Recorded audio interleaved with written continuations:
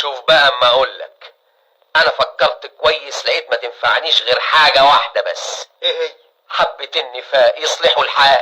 ما قلت لك حبوب النفاق خلصت والناس ما خلتش منها حاجة لغاية ما بعتها بالبطاقة. امال الناس كلها كده ليه؟ مش عشان خدوا الحبوب؟ فؤاد زكي محمد المهندس.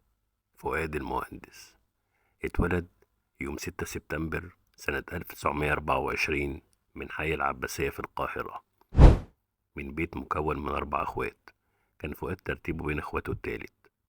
اشترك مع دفعة الجامعة في التمثيل، كان تراجيديان. تخيلوا ان الاستاذ اللي ملا الدنيا كوميديا بدايته كانت تراجيدي. شافه بالصدفة الفنان نجيب الريحاني، قال له انت لازم تلعب كوميديا، انت موهوب يا ولد، واداله الفرصة مع فرقته في مسرحية الدنيا على كف عفريت. بعدها انضم لفرقة ساعة لقلبك، عمل معاهم أحلى سكتشات. جرب حظه في الغنى وأجاد، غنى في مسرحية سيدتي الجميلة رايح أجيب الديب من ديله، وغنى دويتو في رمضان مع صباح الراجل ده هيجنني. مثل وغنى في السينما أكتر من 80 فيلم، أولهم فيلم بنت الجيران أمام شادية سنة 56، بين الأطلال، الشموع السوداء، شنبه في المصيدة، ومعبودة الجماهير مع حليم.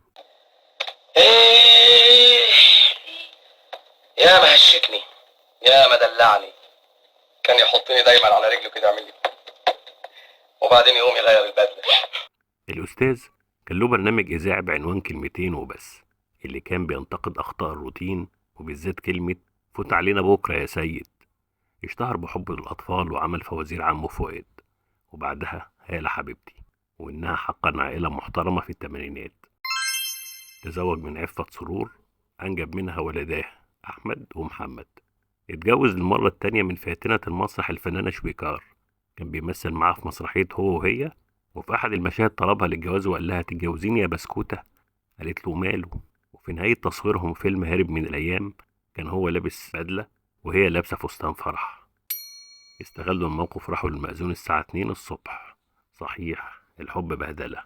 استمر جوازهم أكتر من 20 سنة وتم الانفصال. تحول الحب بينهم إلى صداقة.